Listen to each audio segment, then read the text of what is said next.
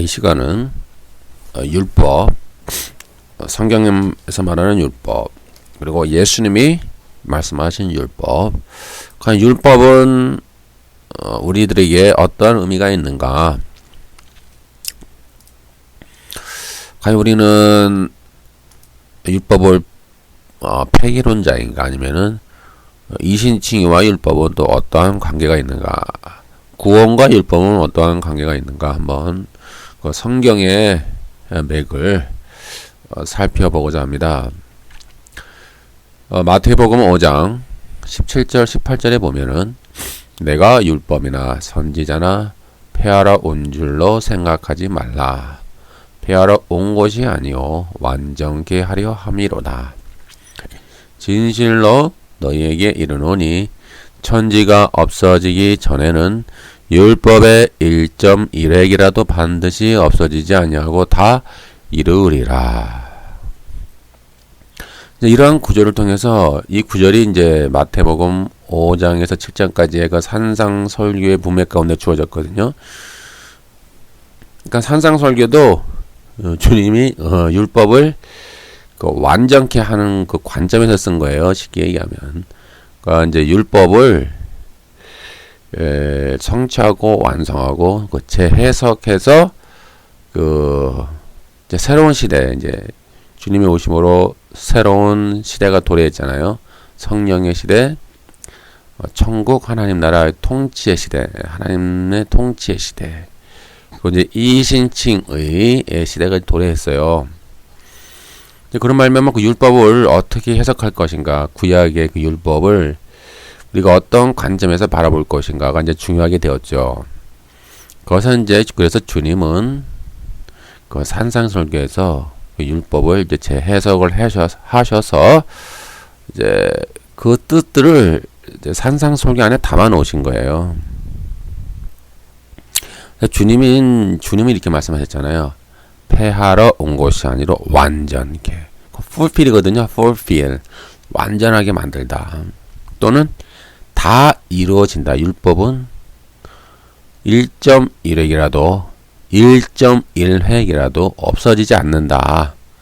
다 이루어진다. 이제 이렇게 말씀하신 거예요. 이런 보건대 주님은 율법 폐기론자가 아니고요.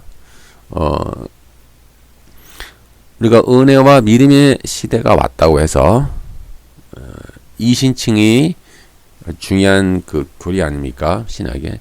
그런 이제 시대가 왔다고 해서 뭐 율법은 필요 없다. 율법은 행위 구원이다.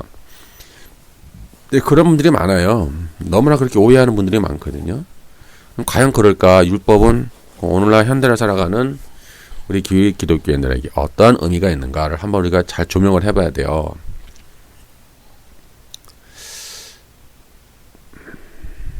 이제 앞으로 쭉 얘기할 것이지만은 율법의 이제 그 껍데기는 사라졌어요. 그렇죠?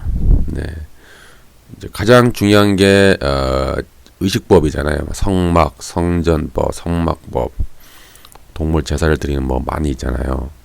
뭐 번제, 소제, 뭐 속죄제 많은 그런 제사들이 있고, 그다음에 레위인들 또 제사장들이 지켜야 될 법률들 많이 있었잖아요. 이제 그것이 다 폐지됐죠. 그것은 이제 주님이 자신의 몸으로 직접 영원한 산제물, 거룩한 산제물로 드셨어요. 주님께서 단 한 번의 산제사, 산제물. 그것은 이제 히브리서에 보면 잘 나와 있어요. 그렇게 함으로써 이제 구약의 의식법, 제사법은 사라졌고요.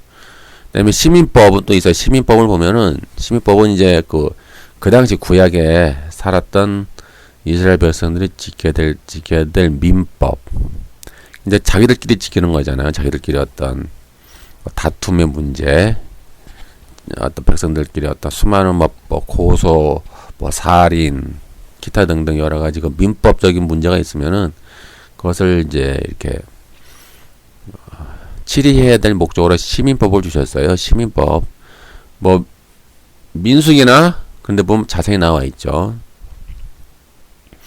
민수기나 신명기 보면 나와 있는데 이런 이제 시민법도 완전히 폐지되고 껍데기는 폐지되고 그 속은 남았어요. 속은 뭐예요? 사랑.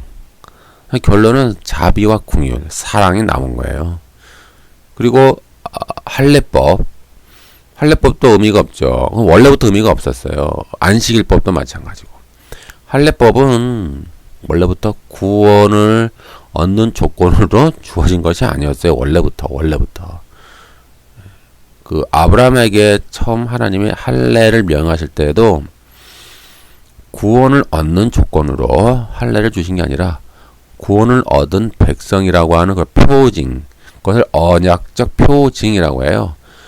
언약적 표징. 저 사람은 하나님 믿는 사람, 또는 하나님께 구원받은 사람, 또 하나님의 자녀, 뭐 그런 뜻으로 이제 할례를 한 거죠.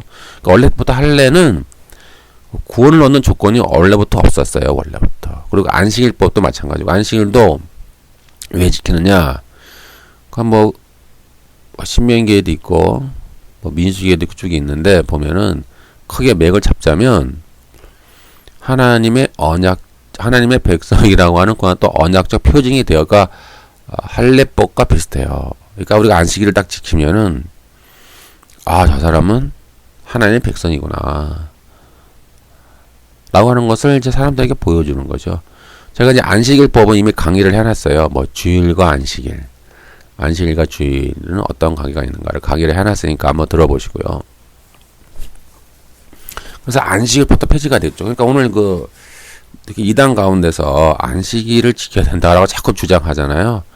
그건 원래 구원의 조건으로 주어진 게 아니었어요. 원래 처음부터. 원래부터 그건 그냥 언약적 표징이에요. 그 뭐 구원의 조건으로 자꾸 내세우는데 그러나 처음부터 아예 의미가 없었어요. 그러니까 이제 자세한 의미는 제 이제 주일과 안식일 그 강의를 한번 들어보시고 아니면 블로그에 한번 보시면은 있으니까 한번 읽어보시고요. 그리고 이제 남은 건 뭐가 있을까요? 10계명이 남아있죠. 10계명이 남아있고 뭐 그 외에 어떤 거의 율법들은 그다음에 또 음식법 있죠. 음식법. 무엇을 먹어라, 무엇을 먹지 말라. 이것도 다 폐지가 됐죠. 폐지가 됐고 이제 크게 남은 거는 어떤 뭐 10계명이고 예수님은 이제 요약을 하셨어요. 모든 율법은 하나님 사랑과 이웃 사랑이다. 이렇게 이제 요약을 하셨어요. 이제 사랑의 관점에서 보는 거예요. 율법의 본질을. 그래서 재해석한 게 쉽게 얘기해서 산상설교의 핵심은 사랑이죠. 사랑. 그 맥을 흐르는 맥은 사랑, 자비, 긍휼, 용서, 회개, 치유, 구원, 그다음에 화목, 기타 등등 이런 이제 본질적인 것을 이제 지키는 거예요. 그런 의미에서 주님은 완전하게 내가 완전케 하러 왔다. 율법의 1.1획도 다 반드시 없어지지 아니하고 이루어진다라고 하는 말은 이제 그 본질이 이루어지는 거예요. 껍데기는 사라졌어요. 그래서 이제 자꾸 그 세대주의자들이 오해하는 게 제가 비판해서 죄송합니다만 오해는 하지 마시고요. 이제 저기 뭐 주님 환란 뭐 7년 대환란이라고 말하잖아요. 뭐 저 팔레스타인 이스라엘 땅에 다시 또 성전을 짓고 뭐 동물 제사를 다시 드린다라고 자꾸 생각하는데 믿고 있는데 근데 그들은 그런 것을 믿지 않으면 또 구원해서 못 받는다고 자꾸 주장해요. 이상해요. 뭐 위험한 사상인데. 그러니까 팔레스타인 이스라엘 백성이 무화과 나무고 그들이 예수님의 재림의 징조고 그들이 성전을 짓고 거기서 동물 제사를 드리는 것을 믿지 않으면은 구원받지 못하는 사람이다 라고 또 주장하니까 이거 아주 상당히 위험한 사상이에요. 구원의 조건은 이신칭인데 믿음인데 왜 구약에 이제 팔레스타인 이스라엘을 뭐 믿지 않으면은 뭐 구원의 조건이 아니야 뭐 이런 식으로 접근을 하더라고요. 그러니까 얼마나 위험한지 몰라요. 그러니까 성경의 관점에서 보면은 이스라엘을 부정하는 게 아니라고 그랬잖아요. 로마서 11장에 보니까 이방인의 충만한 수가 차면은 이스라엘이 회심한다고 돼 있잖아요. 그대로 믿는다니까요. 이스라엘을 부정하는 게 아니에요. 근데 자꾸 이 세대주의자들은 지금 저 팔레스타인에서 뭐 일어나는 뭐 그런 것들을 부인하거나 무화과나무가 이스라엘이다. 무화과나무가 이스라엘이 아니라고 생각하면 그것은 구원받지 못한다. 이런 식으로 생각하고요. 거기는 다시 또 성전을 짓고 다시 동물 제사를 드린다고 자꾸 이렇게 우겨요. 그리고 주님이 오시면은 재림하시면은 다시 구약의 율법으로 돌아간다. 참 아주. 그럼 히브리서를 폐지시켜야 되겠어요. 그럼 산상설교도 폐지해야 되고 예수님이 내가 율법을 완전하게 하려 왔다. 1.1획이라도 없어지지 않는다. 다 이루어진다라고 하는 의미가 없어지는 거예요. 다시 구약으로 돌아가면. 주님은 껍데기를 이제 폐지시킨 거라니까요. 주님은 본질을 완성하러 오신 거예요. 본질과 완성. 본질을 완성과 성취하러 오신 거예요. 근데 자꾸 또 막 구약으로 다시 돌아가야 된다. 다시 안식일을 지켜야 된다. 다시 구약의 율법을 지켜야 구원을 얻는다. 자꾸 이런 주장을 하니까 세대주의자들 중에서 자꾸 왜 이런 소리를 하는지 난 이해가 안 갑니다. 이 성경을 자꾸 떠나는 소리를 하고 있어요. 이거 한 이단적 아닙니까? 제가 이단적이라 해서 죄송합니다. 너무 기분 나쁘게 생각하지 마시고 자꾸 이상한 소리를 하니까 이신칭의 그 구원의 조건인데 저 이스라엘이 무화과나무의 비유가 이스라엘이다. 그걸 부인하면 구원받지 못한다. 자꾸 이상한 소리 하고 있습니다. 아주 죽겠습니다. 아주. 그건 이제 제가 이런 관점에서 진행할게요. 그러니까 율법은 완성과 성취가 되는 거예요. 껍데기는 폐지되고. 그것은 이제 오늘 신약에 쭉 맥이 흘러요. 그 같은 맥이에요. 그러니까 공간보험서 율법이나 이런 로마서나 갈라디아서의 율법이나 다 같은 거예요. 그리고 그것이 이제 에베소서, 빌립보서, 기타 등등 여러 가지 야고보서, 요한계시록 다 같은 맥으로 흘러요. 똑같은 맥이에요. 하나의 맥으로 흐른다고요. 특히 이제 로마서 13장 10절 바울도 같은 관점으로 써요. 사랑은 이웃에게 악을 행하지 아니하나니. 그러므로 사랑은 율법의 완성이니라. 이게 예수님의 관점과 똑같은 거잖아요. 사랑은 율법의 완성. 그러니까 본질이 이제 사랑인 거예요. 껍데기가 사라졌다고요. 근데 왜 자꾸 껍데기를 또 지켜야 된다고 그런지 아주 미치겠습니다. 안식일을 또 지켜야 되고 다시 동물 제사를 지켜야 되고 다시 구약의 율법을 또 지켜야 되고 이상한 소리를 자꾸 하니까 이게 성경을 따는 가르침 아닙니까? 그래서 제가 그것을 다시 제가 조명을 하려고 그래요. 그리고 이러한 사랑은요, 보편적 사랑이 아니에요. 오해하시면 안 돼요. 보편적 사랑. 성경에 보면 사랑 얘기가 많이 나오잖아요. 특히 고린도전서 13장에 보면 사랑장도 있잖아요. 사랑은 여러 가지 있잖아요. 바울이 말한 거. 그건 보편적 사랑이 아니에요. 핵심을 봐야죠. 핵심을. 그거는 믿지 않는 사람이 지킬 수가 없는 거예요. 그건 믿는 사람, 이신칭의를 얻은 사람만 지킬 수 있는 사랑이에요. 다시 말하면 성령을 따라 행하는 사랑이에요. 성령을 쫓아 행하는 사랑. 이 본질을 놓치면 안 돼요. 그러니까 보편적 사랑이 아니라고요. 성령을 따라 행하는 사랑이에요. 성령을 따라 행하는. 따라서 이 사랑은 성령의 열매와 통하는 거예요. 하나의 맥이에요. 성령의 열매가 쭉 나오잖아요. 9가지 열매. 그거랑 사도 바울이 고린도전서 13장에서 말한 사랑이랑 같은 맥락이에요. 성령의 열매고요. 성령을 따라 행하는 사랑이에요. 그 예수님이 말한 하나님 사랑과 이웃 사랑이 곧 율법이요 선지자다라고 하는 말씀도 거기서 말하는 사랑도 성령을 따라 행하는 사랑이에요. 쉽게 얘기하면 보편적 사랑이 아니에요. 성령을 따라 행해서 성령의 성품을 닮아가고 성령의 열매를 맺고 성령의 거룩함으로 우리가 지어져 가서 우리의 성품이 변화되는 과정에서 나오는 그런 사랑이다 이 말이에요. 그러니까 보편적 사랑이 아니에요. 오해하시면 안 되고요.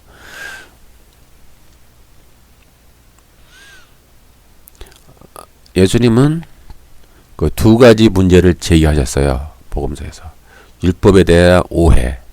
사람들이 율법에 대한 오해를 많은 이스라엘 백성들이 오해를 했거든요. 율법에 대한 오해. 첫 번째 오해는 사람의 계명이에요. 사람의 계명. 율법을 지키는 데 있어서 그 당시 예수님 당대에 문제가 있었는데, 첫 번째 문제는 장로의 유전, 즉 또는 사람의 계명이라고 하는 것으로 하나님 말씀, 특히 율법이죠. 그러니까 여기서 말씀이라고 하는 것은 구약의 율법을 말하는 거예요. 구약 전체가 이제 율법이니까 크게 보면은 구약 전체가 율법이고, 또 좁게 해석하면은 모세 오경이 또 율법이 될 수 있고요. 크게 보느냐 작게 보느냐 차이인데, 크게 보면은 다 하나님 말씀 다 율법이 되는 거예요. 쉽게 얘기하면. 그 율법을 자기 임의대로 주관대로 해석해서 첨부시켰어요. 그것을 또 사람의 계명이라고 하는 거예요. 그래서 사람의 계명을 하나님 말씀에 첨부해서 이것을 준수하지 않으면 죄가 된다고 하여 사람의 어깨에 아주 무거운 짐을 지우고 막 지키라고 명령하는 거예요. 특히 유대인들이, 종교인들, 바리새인들, 뭐 제사장들, 서기관들, 뭐 이런 사람들 있잖아요. 그리고 또 자기는 또 무거운 짐을 지지 않아요. 사람들에게 막 강요만 하는 거죠. 그러므로 자기는 어떤 그 종교적 권위를 누리는 자들이죠. 그래서 주님은 말씀하시기를 무거운 짐을 묶어 사람의 어깨에 지우되 자기는 이것을 한 손가락으로도 움직이려 하지 아니하며 라고 그들 비판하셨죠.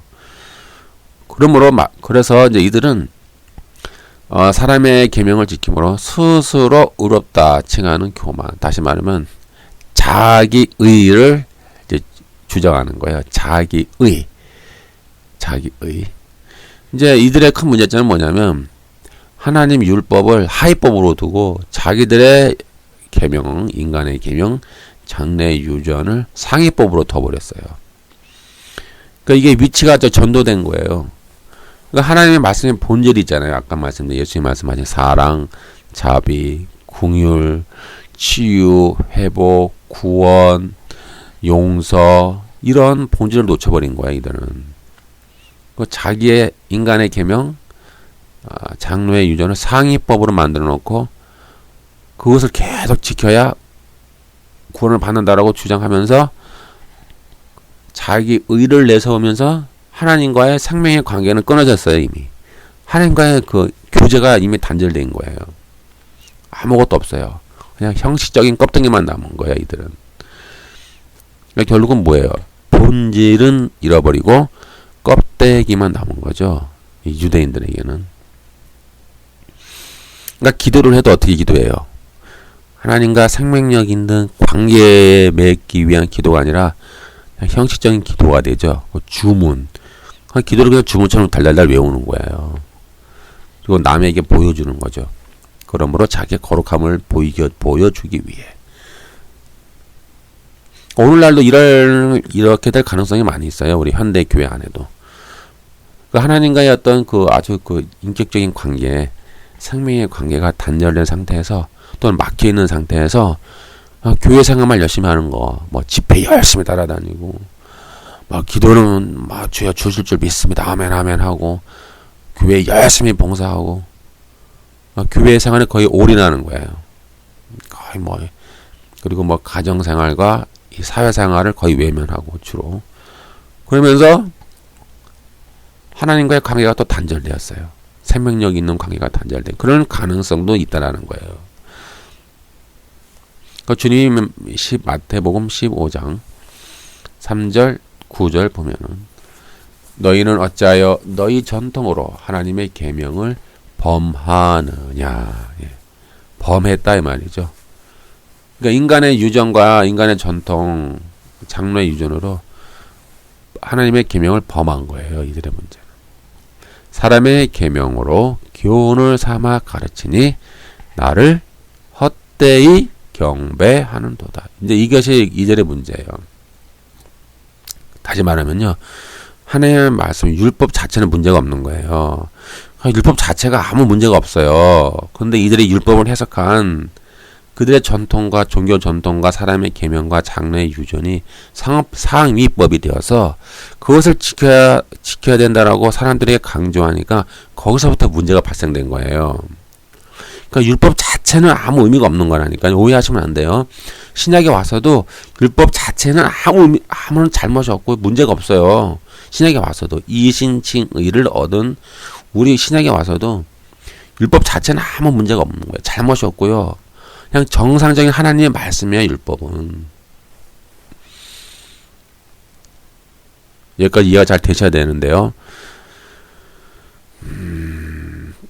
이게 비슷한 말씀이 이제 이사야 29장 13절 14절 주께서 이르시되 이 백성이 입으로는 나를 가까이하며 입술로는 나를 공경하나 그들의 마음은 내게서 멀리 떠났나니 그들이 나를 경외함은 사람의 계명으로 가르침을 받았을 뿐이라.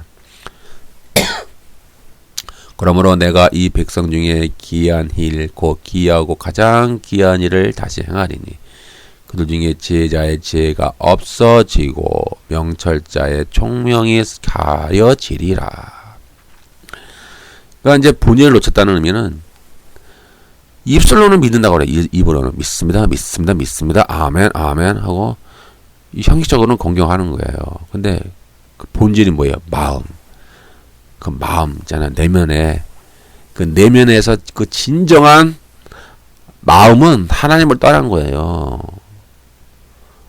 하나님과 관계가 없어요. 단절된 거예요. 완전히 생명의 관계가 단절이 돼버린 거죠.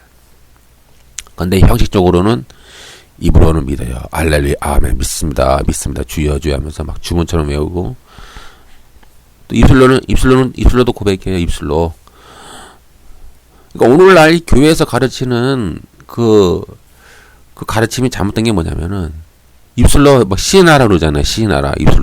입술로 시인해야 된다. 그러면 이루어진다. 근데 성경에는 그 의미가 없다라고 말씀하잖아요. 지금 이사야 보니까. 입술로 나를 공경하면 뭐하냐 이 말이야. 주님은. 너희가 입으로 주여 할렐루야 믿습니다. 주실 줄 믿습니다. 모르고 주님은 나의 구원자입니다. 나를 위해 죽으셨습니다. 나를 위해 피해 십자가의 피를 흘리셨습니다. 나를 위해 나의 구원자가 되십니다. 나는 죽으면 천당 갑니다. 그 입으로 믿으면 뭐하냐 이 말이야. 입으로.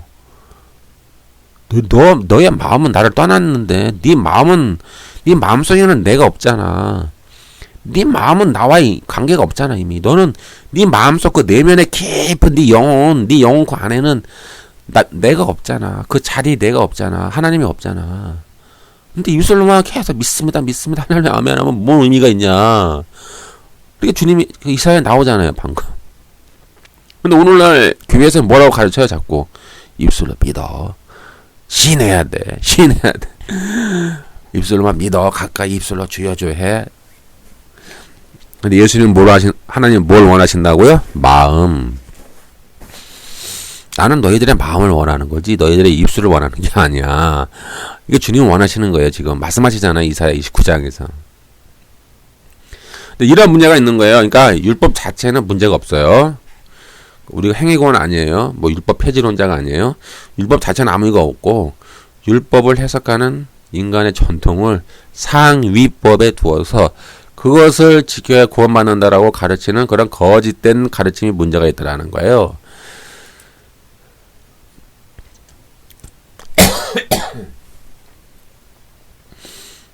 그래서 이제 주님은요. 그래서 어떤 방법을 쓰셨는가요? 비유를 말씀하시는 거예요. 비유. 이단에서 말하는 비유풀이가 아니에요. 오해하시면 안 되고. 이단에서 말하는 이 비유풀이가 아니라 예수님이 직접 비유로 천국의 비밀들을 말씀하셨잖아요. 그 이유가 무엇인가요? 그것은 저들의 귀를 막기 위해서 그런 거예요. 방금 이사야 29장 14절의 말씀이 있었잖아요. 지혜자의 지혜가 없어지고 명철자의 총명이 가려지리라.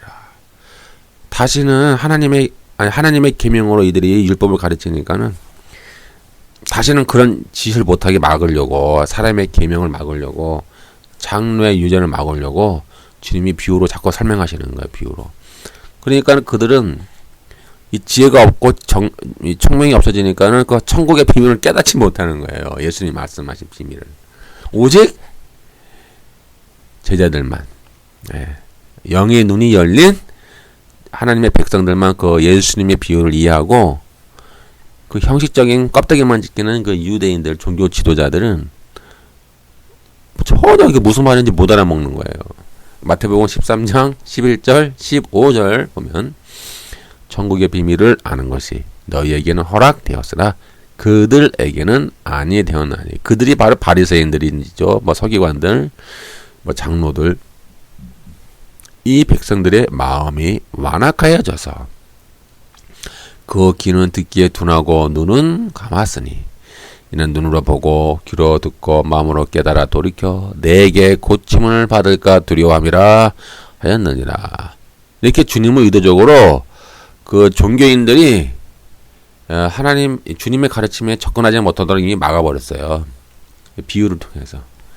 그래서 하나님의 백성은 제자들은 바로바로 이해가 돼요. 근데 그 종교인들은 이해를 못해요. 그들은 사람의 계명으로 가르치니까 자꾸 그걸 이제 단절시키는 거예요. 주님은 사람의 계명으로 하나님의 율법을 가르치니까는 그걸 단절시킨다고요. 이 비유를 통해서 차단시키는 거예요. 완전히 장로의 유전, 사람의 계명, 그것을 단절시키려고. 그냥 순수한 하나님 말씀 그 자체를 그냥 받아들이면 되잖아요. 율법 그 자체, 하나님의 말씀하시고자 하는 그 의도 자체를 믿음으로 수납하고 그거로 믿음대로 살면 되는데 그거 자꾸 막 이상한 해석을 덧붙여가지고 막 디테일하게 그것을 막 조항을 다 쪼개가지고 막 수많은 조항으로 만들어가지고 그 본질을 어겨가면서 그것도 본질을 놓치지 않으면 상관없는데 그 본질을 놓쳐가면서 그렇게 가르치니까 그걸 이제 차단시키는 거예요. 예수님이 이 비유를 통하여.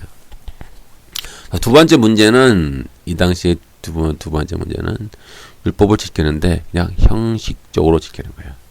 외형적으로, 형식적으로 어떤 하나님의 말씀 율법에 대한 진정성이 없어요. 정말 하나님을 사랑하는 그 마음이 이미 없었잖아요. 아까 보니까는 마음이 떠났잖아요. 입술로만 율법을 지키는 거예요. 입술로만.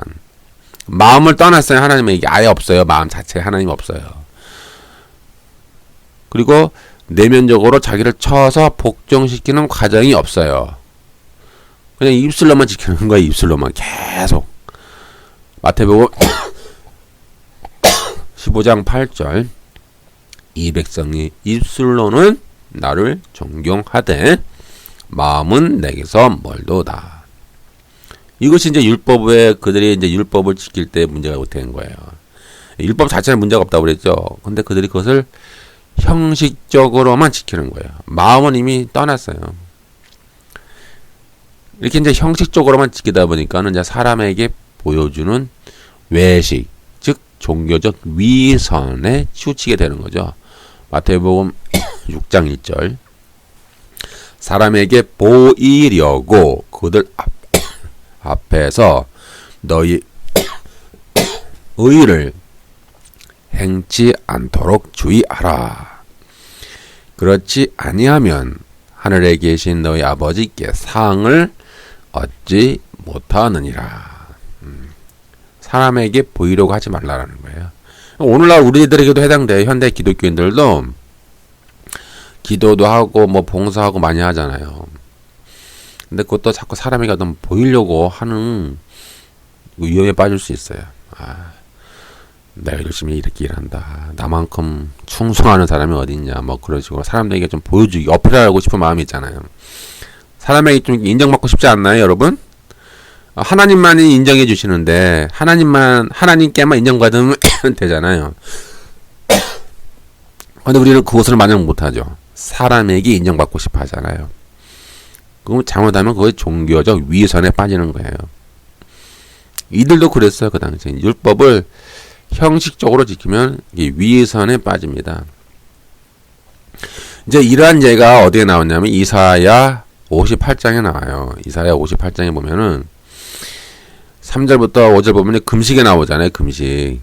이들이 이제 율법에 따라서 금식을 한다는 말이에요. 금식을 하는데 이 금식의 근본 정신인 마음을 괴롭게 하고 회개하는 거예요. 그 금식한다라고 하는 것은 자기 마음을 괴롭히고 회개하고 하나님 앞에 자기를 낮추는 거야.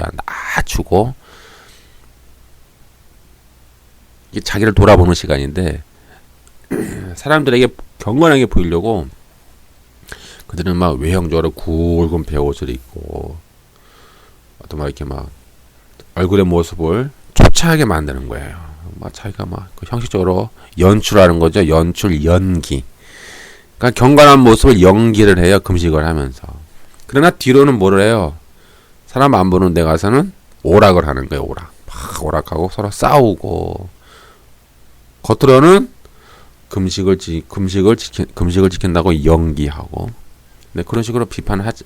그래야 돼야 주님이 이제 비판했잖아요. 이에 대해 하나님은 그러한 금식은 연락되지 않는다. 하나님께. 그리고 진정성 있게 금식을 하려면 줄인 자에게 네 양식을 주어라. 네 양식을 네가 금식하면은 밥을 안 먹는 게 있을 거 아니에요. 그거를 차라리 가난한 자에게 주어라. 네가 안 먹는 그 양식을. 그리고 빈민을 돌보고 벗은 자를 입혀주고 네 고륙을 피해 숨어서 겸손한 모습으로 금식을 하라. 그러면 네 빛이 아침같이 비칠 것이요 네 치료가 급속할 것이며 내 의가 내 앞에 행하고 여호와의 영광이 내 뒤에 호위하리라 라고 말씀하시는 거예요. 이사야 58장 6절에서 8절까지. 진정한 금식하는 방법을 말씀해 주시는 거예요. 껍데기처럼 지키지 말아라. 형식을 지키지 말고 그 본질을 좀 지켜라. 오늘날에도 해당되잖아요. 제가 자꾸 비교하는데 우리도 예배드리고 뭐 기도하고 그러한 수많은 그 종교 어떤 형식에 있어서 우리가 본질을 놓치면 안 되죠. 또 껍데기만 가지고 막 거룩하게 막 사람들에게 어필하려고 보이기 위해서 어떤 경건한 모습을 보이기 위해서 우리가 어필할 필요는 없어요. 사람들에게. 그냥 스스로가 우리 본질이 마음으로 본질적으로 하나님을 사랑하는 그 마음, 그 마음으로 우리가 뭐 예배를 하고 기도를 드리고 봉사하고 다 그렇게 교회에서 섬기는 거죠. 따라서 주님이 마태복음 5장 17절에 내가 율법이나 선지자나 폐하러 온 줄로 생각하지 말라. 폐하러 온 것이 아니요 완전케 하려 함이로다 라고 말씀하시는 것은 율법의 근본 정신을 왜곡하는 이러한 사람의 계명, 장로의 유전 또는 종교적 전통을 완전히 폐지시키는 거예요. 주님은 그거를 껍데기를. 그러니까 상위법을 폐지시키고 외형적이고 형식적인 율법 준수를 또 완전히 폐지시켜 진정성을 가진 내면적이고 근원적이며 본질적인 율법의 정신을 완성하러 왔다고 선언하시는 거예요. 이제 다시 얘기하면 율법의 정신, 율법의 본질을 내가 회복하러 왔다. 회복이 딱 맞겠네요. 완성, 성취 또는 회복. 율법의 본질의 회복이죠. 회복. 이런 말미암아 이제 율법의 조항 뭐 하나하나 지키는 것이 이제 중요한 것이 아니에요. 뭐 조항 하나, 조항 둘, 조항 셋, 조항 4개. 뭐 10계명 있으면은 뭐 1번부터 10번까지 다 하나하나 뭐 이렇게 일일이 다 지킨다라고 그런 의미보다는 그 전체를 흐르는 맥락이 있지 않습니까? 율법 안에 흐르고 있는 맥락, 본질적이고 근원적이고 그 내면적인 율법의 그 근본 정신 또는 그 본질을 지키는 거예요. 그 본질을 놓치지 않는 거죠. 크게 보면은 하나님 사랑과 이웃 사랑. 다시 말하면 보편적 사랑이 아니라 성령을 따라 행하는 사랑. 그래서 예수님이 마태복음 23장 23절에 보면은 화 있을진저 외식하는 서기관들과 바리새인들이여 너희가 박하와 회양과 근체제 11조는 들이되 율법에 더 중한 바 정의와 공율과 믿음은 버렸도다.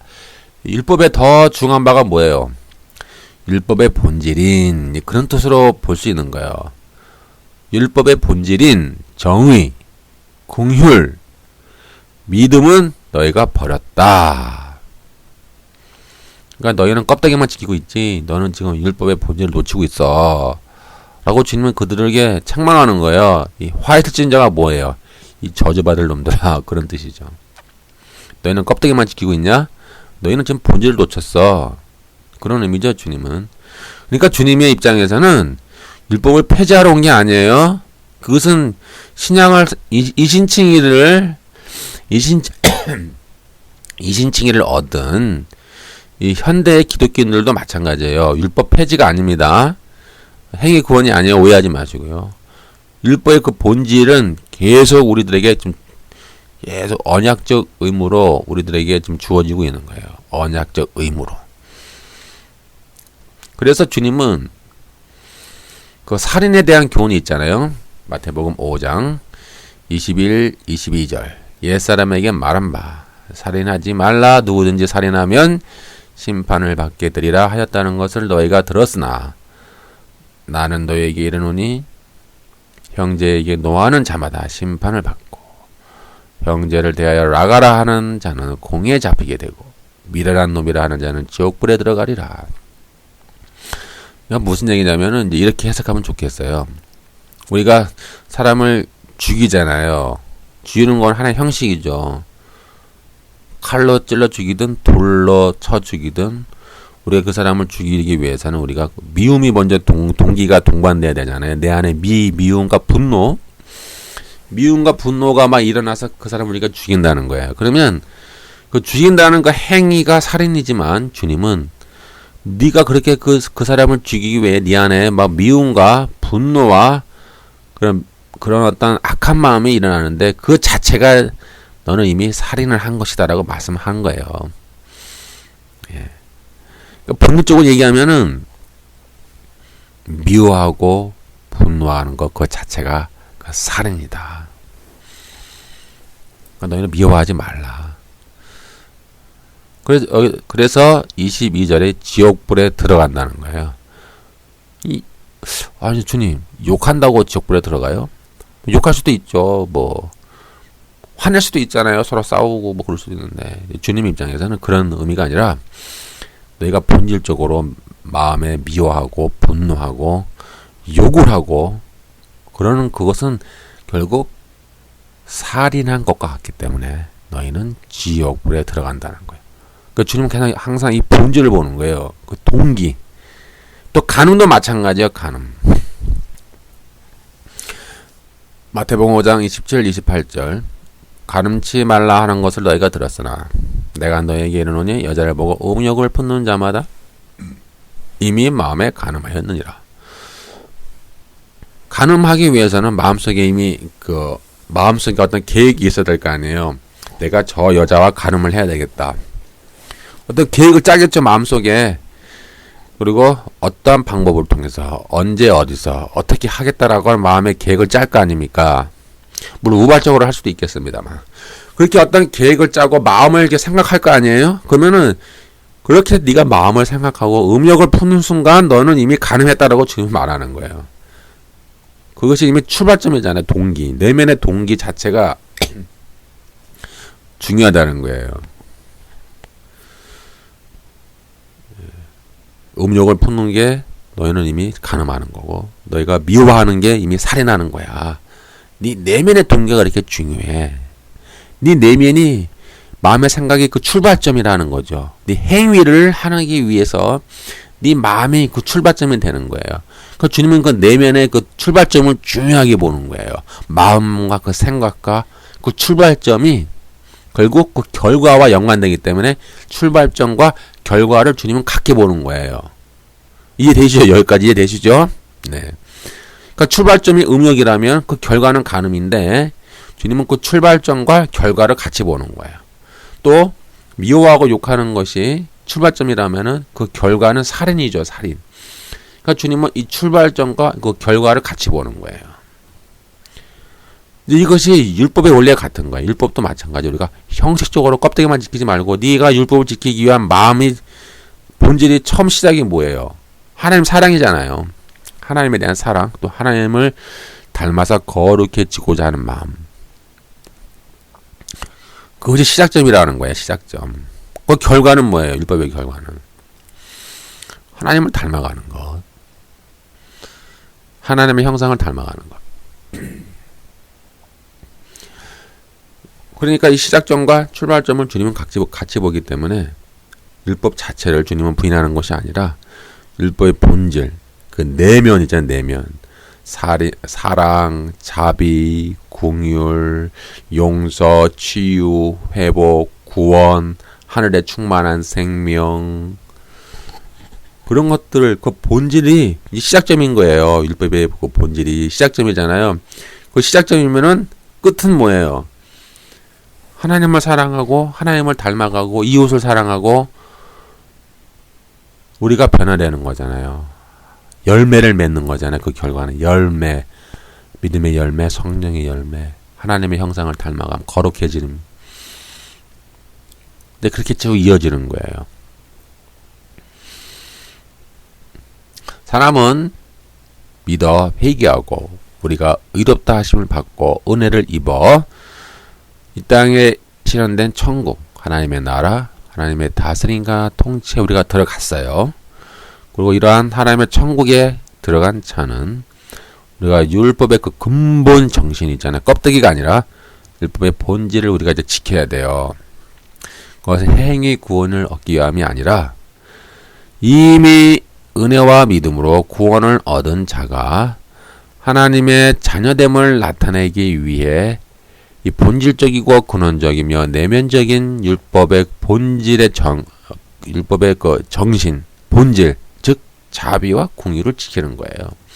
즉 다시 말하면 은혜로 칭의를 얻은 자가, 구원을 얻은 자가 그 구원을 유지하는 조건이죠. 구원을 얻는 조건이 아니라 구원을 유지하는 조건 또는 언약적 의무로서 율법의 본질인 자비와 긍휼과 사랑과 섬김과 치유와 회복과 용서와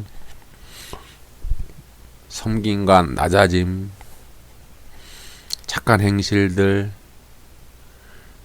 그런 기타 등등 이런 것들을 우리가 이제 준수하는 거예요. 그러니까 행위 구원이 아니죠.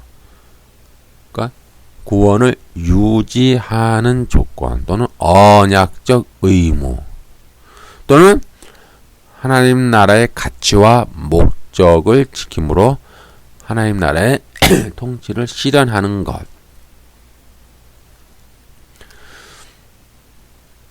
이제 이러한 의미는 계속 로마서와 갈라디아서에 흘러요. 그래서 바울이 율법의 행위를 부정적으로 묘사한 것은 구원을 얻는 조건으로 율법의 행위를 주장할 때 그것을 부인했죠. 특히 무엇이 있었냐면은 할례법과 안식일법, 뭐 음식법 등 그것은 아까 말씀드린 것처럼 구약에도 이미 구원을 얻는 조건이 아니라 구원을 얻은 백성이 언약적 표징으로 할례법, 안식일법, 뭐 그런 어떤 뭐 음식법 주어졌는데 이제 이 당시는 그들이 그걸 오해를 해가지고 구원을 얻는 조건으로라고 바꿔버린 거예요. 그래서 할례를 행하지 않으면 구원을 받지 못해. 안식일을 지키지 않으면 구원을 얻지 못해. 뭐 이런 식으로. 그래서 바울이 그러한 구원을 얻는 조건으로의 율법의 행위는 부정했어요. 절대 그럴 수는 없다. 그럼 언약적 표징이다 이 말이에요. 언약적 표징인데 자꾸 그걸 지켜서 구원 얻는 조건으로 그것을 너희들 왜 주장하냐. 너희는 구약의 율법을 너희는 잘못 이해한 것이다. 오해한 것이다라고 그 바울은 반대하잖아요. 그러므로 이신칭의 오직 믿음으로만 하나님께서 우리에게 부여하시는 의를 입고 구원을 잊는다라고 강조했죠. 계속. 반면 또 바울은 율법을 긍정적으로 봤어요. 그러니까 구원을 얻는 조건이 아닌 면에서는 율법은 하나님의 선한 뜻이 담겨져 있는 그러한 아주 좋은 우리들에게 하나님 뜻이 담겨져 있는 귀한 말씀이다. 뭐 계명이다. 이렇게 바울은 말을 하고 있죠. 그래서 바울도요, 이 율법을 재해석해요. 껍데기 다 버려요, 바울도. 안식일법 의미 없어. 할례법 의미 없어. 뭐 음식법 의미 없어. 이렇게. 뭐 제사법, 뭐 의식법 다 그 의미 없는 거고 다 잘라버려요. 바울은 잘라버리고 바울이 율법을 재해석하면 똑같아요. 예수님하고 다른 거 아무것도 없어요. 사랑, 용서, 치유, 회복, 섬김, 구원, 자비, 긍휼 그런 개념으로 다시 바뀌어졌어요. 이것이 이제 언약적 의무가 되죠. 구원을 얻는 조건이 아니라 이신칭의를 얻은 백성이 그 구원을 유지하고 그 구원을 이루어가는 조건 또는 언약적 의무로서 그 율법의 본질이 우리에게 이제 주어져요. 이것은 다시 말하면 성령을 따라 행하는 행함이 되는 거예요. 행위구원이 아니라. 그래서 율법의 이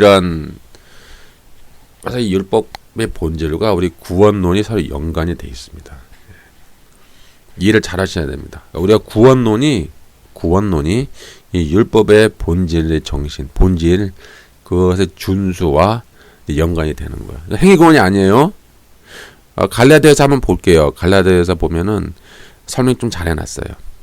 갈라디아서 5장 16절에서 23절까지 쭉 보면은요, 25절까지 이런 말씀이 있어요. 바울이 한 말. 16절 너희는 성령을 따라 행하라. 이게 중요한 바울의 교훈이에요. 강조예요. 이신칭의를 얻으면요 끝이 아니에요. 우리는 끝 천당가 끝 나는 구원받아서 끝 그것이 아니에요. 바울은 너희는 성령을 따라 행하라. 행하라. 얼마나 강조하는지 몰라요. 그리하면 육체의 욕심을 이루지 아니하리라. 육체 욕심 뭐예요? 우리 안에 있는 죄성을 말해요. 우리 안에 있는 죄성,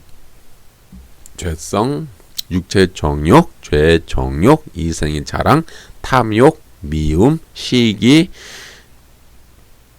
또 분노, 분열, 다툼, 이기적인 마음, 그런 것들이 우리 안에 있는데 너희가 성령을 따라 행하면 그것이 죽어진다는 거죠. 그것이 활동하지 못한다.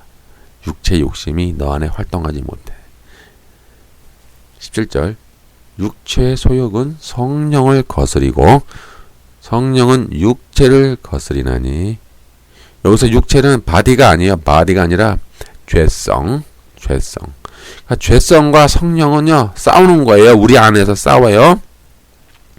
싸운단 말이에요. 우리 안에서 싸워서 18절 너희가 성령의 인도하는 바가 되면 율법 아래에 있지 아니하리라. 다시 말하면 이거예요. 성령의 인도하는 바가 되면 너희는 율법을 완성하고 성취한다. 그런 의미예요. 율법 아래 있지 않다라는 말은 율법 폐기가 아니라 너희는 율법을 성취하고 완성하는 것이 된다. 그러니까 강조하는 것은 그거에 바울이 성령을 따라 행하라. 성령으로 너희 안에 있는 그 죄성을 죽여라. 그 죄와 싸워라.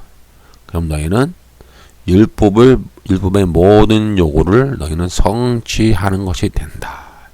중요한 거야. 이것을 딱 잡으세요. 이게 중요한 맥이거든요. 그럼 육체의 일은 뭘까요? 죄성. 우리 안에 있는 죄성이 뭐냐면 음행, 더러운 것, 호색, 우상숭배. 우상숭배라고 하는 것은 만몬숭배를 의미하는 게 좋겠어요. 우리 안에는 눈에 보이지 않는 만몬숭배. 물론 이제 눈에 보이는 형상에 절하는 것도 있겠지만은 또한 우리 안에 있는 눈에 보이지 않는 우상 만몬숭배. 그것이 우상숭배죠. 주술, 원수 맺는 것과 분쟁과 시기와 분냉과 당 짓는 것과 분열함과 이단과 투기와 술 취함과 방탕함과 또 그와 같은 것들이라. 이것이 이제 우리 안에 있는 죄성이라는 거예요. 죄성. 중요한 게 나옵니다. 결론이 나와요. 갈라디아서 5장 21절입니다. 아주 중요한 거예요. 이런 죄성 안에 우리가 갇혀 있잖아요. 그러니까 이신칭의를 우리가 얻었어요. 이 구원론이 아주 중요한 겁니다. 구원론입니다. 이거 율법과 구원론과의 관계입니다. 우리가 이신칭의로 구원을 얻었어요. 우리는 죄 사함을 받았어요. 우리는 용서를 받았어요. 그런데 우리가 계속 죄 안에 거하잖아요. 죄를 쌓아서 죄를 정복해야 되는데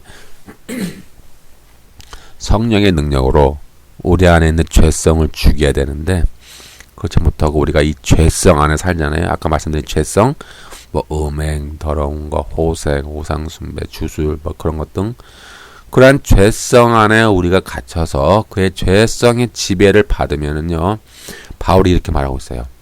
하나님 나라를 위협으로 받지 못할 것이요. 이게 무슨 말이에요? 그 구원론이라니까요. 지금 구원론을 말하는 거예요. 그것은 이미 천국 못 간다는 얘기예요. 구원론을 잘 이해하셔야 돼요. 그러니까 한 번 구원은 영원한 구원, 그것은 하나님의 주권의 입장에서 볼 때는 맞아요. 하나님이 자기의 백성을 선택해서 구원시키는 데에는 실패가 없어요. 하나님은 실패하지 않아요. 그러니까 하나님 편에서의 구원은 한 번 구원은 영원한 구원이에요. 그러나 인간 편에서의 구원은 우리 인간은 실패해요. 우리 인간은 늘 불순종해요. 우리 인간은 늘 죄의 지배를 받아요. 때문에 너희가 그런 죄성 가운데 계속 거하고 너희가 죄의 지배를 받고 살면 너희는 하나님 나라를 위협으로 받지 못한다라는 바울의 경고가 있는 거예요. 이거 무서운 말씀이죠. 그러니까 구원을 잘 정립을 잘 하셔야 돼요. 이신칭의를 때문에 이신칭의를 얻은 백성은 성령을 따라 행하여 우리 안에 있는 죄성을 죽여야 돼요. 자꾸 죽이고요. 끊임없이 죽이는 과정과 또 열매를 맺혀서 성령의 열매를 맺혀서 율법의 근본 정신을 우리가 성취해야 돼요. 완성해야 돼요. 우리는. 때문에 우리는 율법을 완전히 단절된 율법 폐기론자가 아니라 신약을 살아가는 이신칭의를 얻은 하나님의 백성은 성령을 따라 행하면서 율법의 근본 정신을 우리가 성취하고 완성하는 거예요. 계속. 그것이 결론은 뭐예요? 영생으로 간다라고 바울은 말하고 있어요. 다음에 설명해 드릴게요. 그건 바로 이어서. 22절 오직 성령의 열매는 나오잖아요. 이게 중요한 거예요. 왜냐하면 성령을 따라 행하는 거예요. 사랑이 나오죠. 여기 사랑이 고린도 전서 13장에 있는 사랑과 똑같은 거예요. 성령을 따라 행하는 사랑이에요. 보편적 사랑이 아니라고요. 사랑과 희락과 화평과 오래 참음과 자비와 양성과 충성과 온유와 절제니 이게 나오면서요. 쭉 나오면서 중요한 거 이거예요. 갈라디아서 6장 7절 8절 자기의 육체를 위하여 심는 자는 육체로부터 썩어질 것을 거두고 썩어질 것을 뭐예요? 심판받는다 이 말이에요. 구원받지 못한다는 얘기예요. 육체가 바디가 아니라고 그랬죠. 자기 죄악을 위해서 심는 자는 자기 죄악으로부터 썩어질 것 심판을 거두고 성령을 위해 심는 자는 누구예요? 성령을 따라 행하는 사람. 아까 말씀드린 성령의 열매를 맺히는 사람.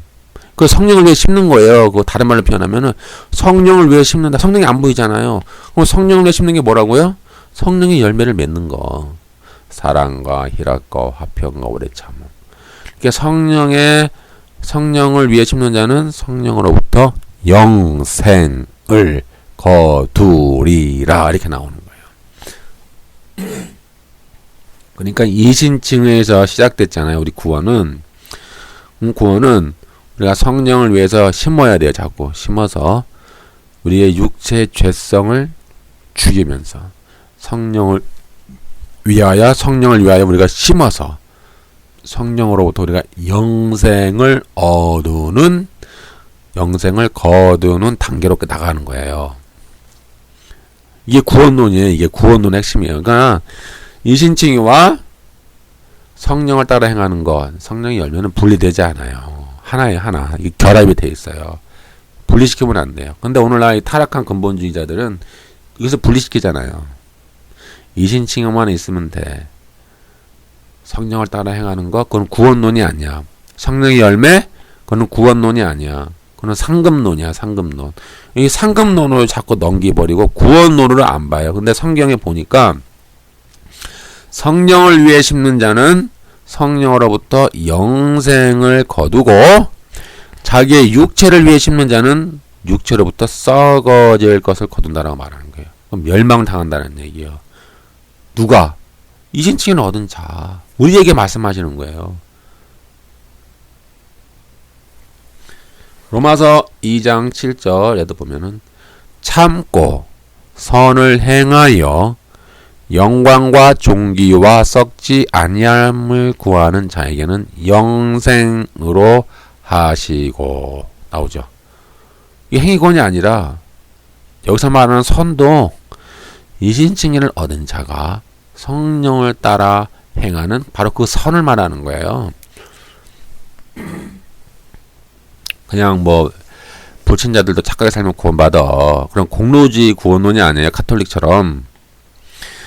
뭐 무슨 종교든 상관없어. 그냥 착하게만 살면 다 구원받는 거야. 그런 의미가 아니에요. 여기는 이신칭의를 얻은 자가 성령으로 심고 성령으로부터 열매를 맺어서 결론은 영생으로 하신다. 이렇게 말하는 거예요. 성령을 통한 사랑이에요. 성령을 통한 선. 도로마서 6장 22절. 그러나 이제는 너희가 죄로부터 해방되고 하나님께 종이 되어 거룩함에 이르는 열매를 맺었으니 그 마지막은 영생이니라. 거룩함에 이르는 열매는 성령의 열매를 말하는 거예요. 성령의 열매. 너희는 이신칭의를 얻었어. 너희는 죄로부터 해방되었어. 하나님의 종이야. 너희는 이제 계속 성령을 위해 심어야 돼. 너희는 성령을 따라 행하면서 거룩함에 이르는 열매를 맺어야 돼. 그 마지막은 영생이야. 영생. 반면 그렇지 않으면은 너희가 죄악 가운데 거하고 육체를 위해 심으면은 너희는 멸망이야. 멸망. 이렇게 말하는 거야. 바울은. 여기서 이제 요약을 할게요. 이 성령을 따라 행하는 것은요, 이 율법을 완성하고 성취하는 거예요. 율법 폐기론자가 아니고요. 성령을 따라 행하는 것은 행위 구원이 아니라요, 언약적 의무이며 구원을 유지하는 조건이죠. 구원을 얻는 조건이 아니라 구원을 유지하는, 하나님의 은혜를 유지하는, 그런 말미암아 성령으로 심어서 성령으로부터 영생을 얻는 그런 과정인 거예요.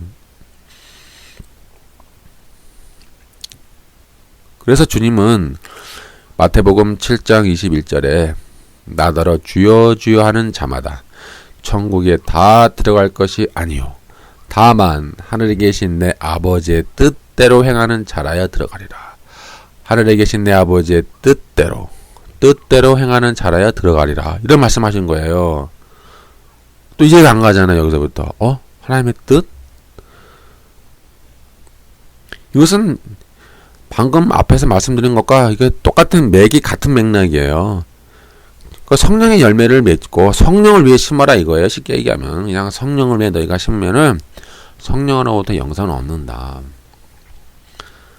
이신칭의를 얻고 너희가 계속 너희 안에 있는 죄를 죽이고 죄와 싸우고 육체를 죽이라는 얘기예요. 죄성을 죽여라. 너희 안에 있는 육체 정욕을 죽여라.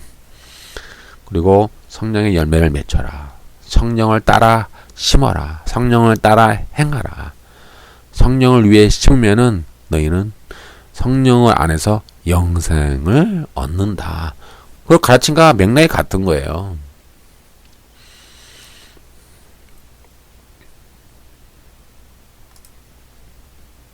이와 또 비슷한 말씀이 마태복음 5장 20절에 내가 너희에게 이르노니 너희 의가 바리새인과 서기관보다 더 낫지 못하면 결단코 천국에 들어가지 못하리라. 이렇게 나오셨어요.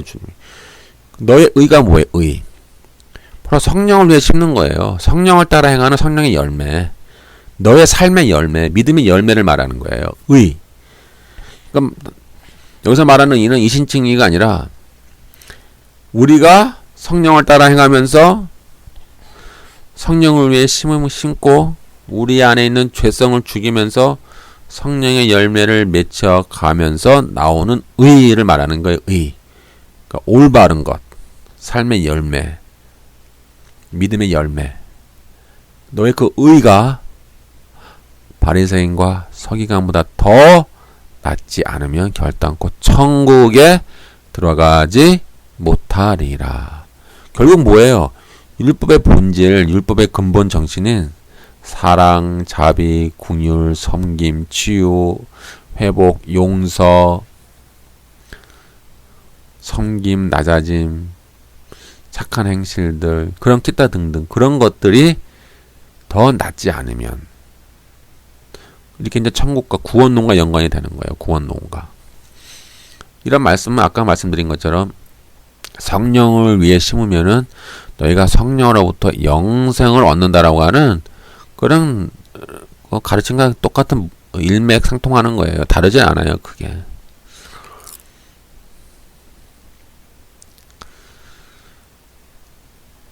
천국에서 믿는 자는 이 땅에 실현된 하나님 나라 안에 들어가서 우리 믿는 자들, 이신칭의를 얻는 자는 하나님의 말씀을 듣고 하나님의 뜻을 행하여 반석 위에 자기 집을 잘 세워야 됩니다. 예, 이거 이신칭의를 얻은 자에게 주는 명령이에요.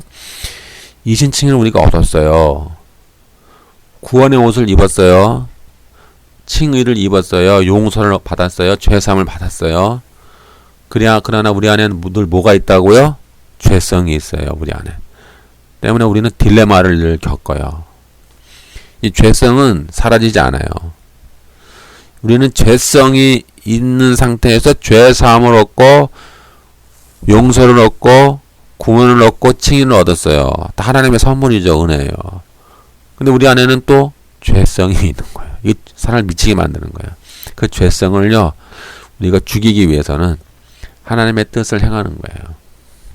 하나님의 말씀을 듣고 순종하는 거예요. 마태복음 7장 24절에서 26절.